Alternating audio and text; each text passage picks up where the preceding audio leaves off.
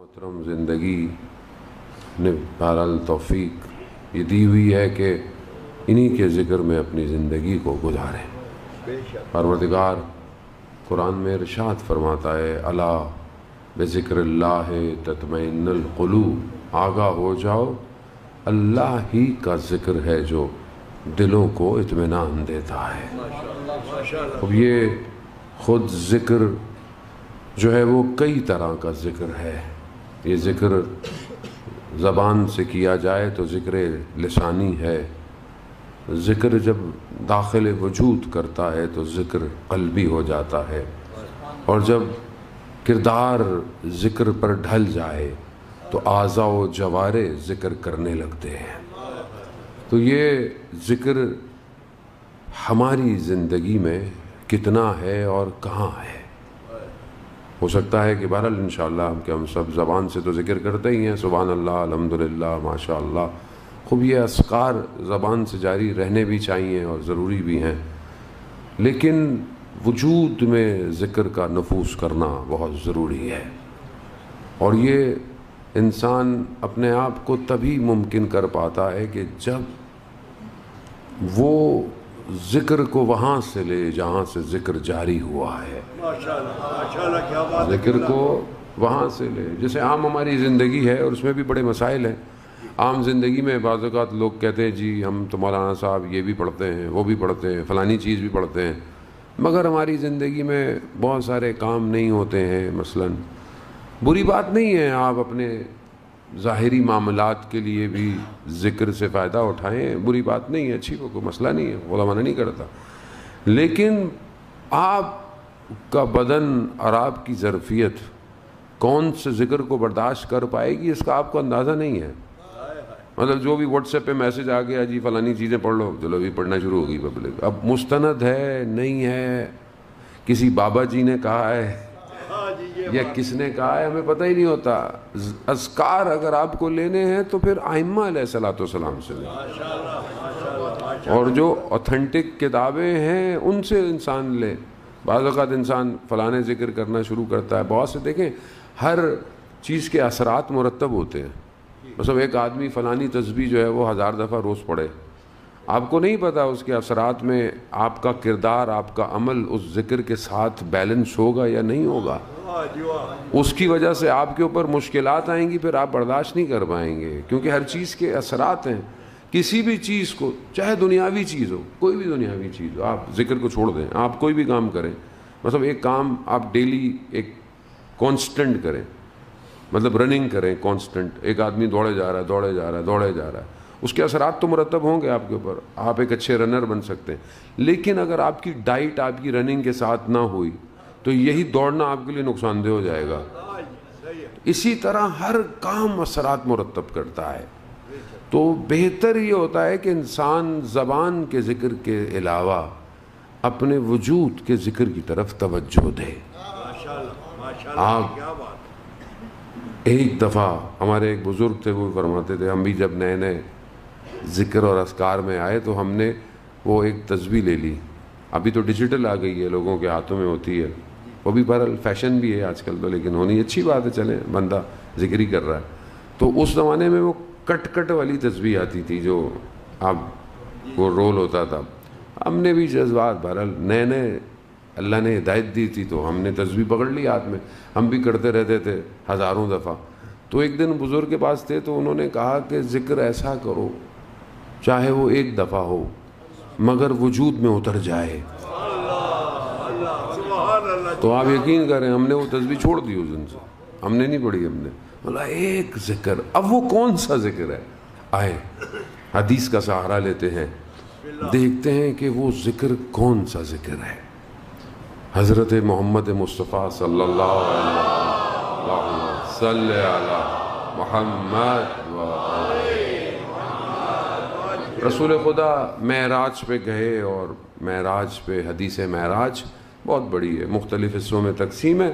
ایک حصہ اس حدیث کا ہے کہ جب رسول خدا معراج پہ گئے تو پروردگار نے کہا اے احمد میں جس کے عمل سے راضی ہو جاتا ہوں، جس کے عمل سے راضی ہو جاتا ہوں اس کو ایسا ذکر عطا کرتا ہوں کہ وہ باقی سارے ذکروں کو چھوڑ دیتا ہے، جس کے عمل سے راضی ہو جاتا۔ اب اللہ اب ہمیں کیسے پتہ چلے کہ تو ہمارے عمل سے راضی ہے؟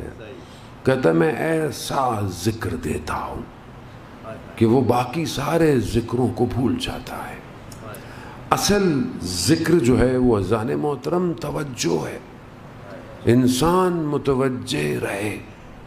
مثال کے طور پر آپ بولیں جی میں اسکول میں جا رہا ہوں، کالج میں بیٹھا ہوں، اپنے باس کے سامنے بیٹھا ہوں اور وہ آپ سے کچھ ڈیمانڈ کر رہا ہے، آپ کو رپورٹ پیش کرنی ہے، آپ کو پریزنٹیشن دینی ہے، بچے کو اسکول میں پیپر دینا ہے، یونیورسٹی میں پیپر دینا ہے، یا مثلا وہ اورل جو ہے وہ کچھ نہ کچھ کر رہا ہے۔ اب وہ زبان سے تو بول رہا ہے لیکن اس کا دھیان کہیں اور ہے، اس کی توجہ کوئی اور ہے۔ کیا اس کی یہ گفتگو، کیا یہ اس کا کام ایکسیپٹیبل ہوگا یا نہیں ہوگا؟ آپ بولیں جی بہترین پروجیکٹر لگا ہوا ہے، بہترین لیپ ٹاپ ہے، بہترین پریزنٹیشن ہے اور ڈیلیور بھی کر رہا ہے، مگر دھیان نہیں ہے اس کا کس کی طرف؟ جس کو ڈیلیور کر رہا ہے، تو وہ کوئی بھی چیز قابل قبول۔ اب آپ ہزاروں تسبیحاں پڑھتے رہیں مگر آپ ایک لمحے کے لیے متوجہ نہیں ہیں کہ میں کس کے سامنے حاضر ہوں، کس کے سامنے میں کھڑا ہوا ہوں۔ اسی لیے فرماتے ہیں کہ 2 رکعت نماز ایسی ہو کہ جسے قبول کر لیا جائے تو وہ کافی ہے اس کے لیے، مگر یہ کیسے ہو، کیسے اپنے آپ کو اس قابل کروں؟ عزیزان محترم، دنیا اسی میں لگی ہوئی ہے، دنیا آپ کی توجہ کو اپنی طرف کرنے میں لگی ہوئی ہے۔ مجھے اگر ٹائم ملتا ہے تو میں وہ نہج البلاغہ سے خطبہ آپ کو دنیا کے لیے پیش کروں۔ دنیا کا کام یہی ہے کہ کھینچے، اپنی طرف کھینچے، جبکہ آپ پوری طاقت لگا کر آپ کو اس کی طرف متوجہ ہونا ہے۔ یہی کمال ہے۔ یہ کمال نہیں ہے میں خانقاہ میں بیٹھ جاؤں، کمرے میں بند ہو جاؤں، ہاتھ میں تسبیح پکڑ لوں اور جو ہے وہ پڑھتا رہوں۔ پڑھیں، اچھی بات ہے، اپنے وقت پہ پڑھیں، لیکن اصل کمال تو یہ ہے کہ میں بازار میں کھڑا ہوں لیکن میری توجہ پروردگار پہ ہو۔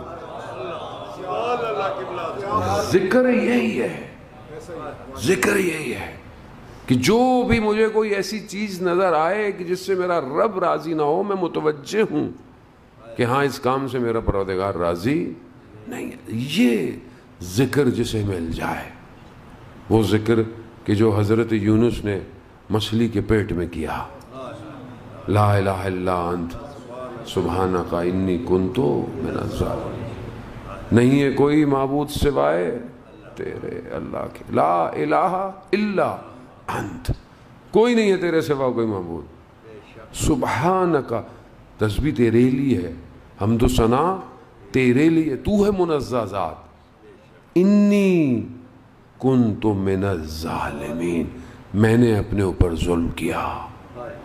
جبکہ حضرت یونس اللہ کے نبی ہیں، گناہ نہیں کر سکتے، خطا نہیں کر سکتے، معصوم من الخطا ہے، ترک اولا کیا، مگر پھر بھی کہہ رہے ہیں پروردگار میں نے ظلم کیا اپنے اوپر۔ اللہ کا نبی ہوتے ہوئے مچھلی کے پیٹ میں یہ ذکر کر رہا ہے اور کوئی غلطی نہیں کی، ترک اولا ہوا تھا۔ میں آپ کو تو نہیں کہہ سکتا، میں خود دن میں کتنی غلطیاں کرتا ہوں گا، زبان سے، نگاہوں سے، سوچوں سے، عمل سے۔ کوئی آدمی یہ تو نہیں کہہ سکتا جی میں پرفیکٹ ہوں، کوئی پرفیکٹ نہیں ہے، کہیں نہ کہیں اس کی غلطی ہوتی ہے۔ تو کیا میرے پاس اتنی فرصت ہے زندگی میں کہ میں بھی رات کی تاریکی میں سجدے میں جاؤں اور کہوں لا الہ الا انت سبحانک انی کنت من الظالمین؟ یہ ذکر چاہیے جہاں توجہ ہو جائے کہ پروردگار میں ہی خطا کار ہوں، خدا کو اور کچھ نہیں چاہیے، خدا کو بس یہی چاہیے ہاں یہ بندہ میرے پاس آ گیا ہے، آ گیا ہے۔ اگر اذکار اور تسبیحیں اور عمل ہی ظاہری کمال پر ہوتے تو پھر آدمی تو پتہ نہیں کہاں پہنچ سکتا تھا، مگر نہیں پہنچا۔ اب آئیے معصوم کیا فرماتے ہیں اس ذکر کے بارے میں۔ راوی بیان کرتا ہے کہ میں امام جعفر صادق علیہ الصلوۃ والسلام، صلی علی محمد و امام کی خدمت میں ہے۔ امام سے اس آیت کے بارے میں پوچھا، الا بذکر اللہ تطمئن القلوب، مولا یہ کون سا ذکر ہے؟ تو امام فرماتے ہیں نحنو ذکر اللہ، ہم اللہ کا ذکر ہے، ہم اللہ کا ذکر ہے۔ اب یہ ذکر کیا ہے، یعنی کیا ذکر ہے؟ یہ جو میں نے مقدمہ بنایا، میں نے یہ ذکر کو آپ کو سمجھانے کے لیے کہ جس دن یہ سمجھ میں آ گیا اس وقت میں حالت ذکر میں ہوں، اور یہ ایسا ذکر ہے جسے مل جائے۔ حر شب عاشورہ پہچان گیا، یہ ذکر ہے۔ کیا ہوا کہ ساری زندگی تسبیحیں پڑھی حر نے، ساری زندگی کیا کیا؟ نہیں، صرف رات کو اسے سمجھ آ گئی ذکر یہی ہے، آ گیا گیا۔ کیسا ذکر ملا اسے کہ حر علیہ السلام ہو گیا؟ کیسا؟ ایسا ذکر دوں گا اے احمد جس کے عمل سے میں راضی ہو جاؤں، اسے میں ایسا ذکر دوں گا کہ تمام ذکروں کو بھول جائے گا۔ اور خدا جس کو ذکر دے دے پھر دنیا اس کا ذکر کرتی ہے۔ خدا قرآن میں کہتا ہے تم میرا ذکر کرو میں تمہارا ذکر کراؤں گا۔ آج آپ کے سامنے حر علیہ السلام، آیت اللہ، آخری آیت اللہ، جنہوں نے حوض علمیہ کم جو ہے وہ بنایا، وہ کہتے ہیں کہ میں کربلا میں جب تھا تو میں نے حضرت حر کے روزے سے توسل کر کے کم کا حوضہ بنایا ہے۔ کیا ذکر ہے، کیا حضرت حر کی پرواز ہے، ابھی تک پرواز میں۔ ایسا حر کو امام حسین نے آزاد کیا کہ ابھی تک لوگوں کو آزاد کر رہے ہیں۔ یہ بہرحال ذکر ہے۔ کیا ہے؟ نحنو ذکر اللہ۔ جب یہ ذکر مل جائے تو چوتھے امام سے پوچھا کہ مولا آپ کے بابا کے اصحاب کے بدن کٹ رہے تھے، ان کو تکلیف ہو رہی تھی؟ کہا نہیں، کہا وہ امام کو دیکھ رہے تھے، وہ حالت ذکر میں تھے۔ جب حالت ذکر میں ہو تو پھر کوئی مسئلہ نہیں ہوتا۔ عزیزان محترم، ہم حالت ذکر میں ہیں یا نہیں ہیں؟ ہاں، ذکر کون ہے؟ امام۔ امام کہاں ہے ہماری زندگی میں؟ کیا مجھے یہ ذکر ملا کہ نہیں ملا؟ کیا میرے اندر یہ تشنگی پائی جاتی ہے کہ یہ مجھے ذکر مل جائے؟ جب حالت ذکر میں ہو انسان، آیت اللہ میر باقری ارشاد فرماتے ہیں جب حالت ذکر میں مومن آ جاتا ہے تو پھر آیات الہی اسے نظر آتی ہیں، اللہ کی نشانیاں اس کو نظر آنا شروع ہو جاتی ہیں۔ حالت ذکر۔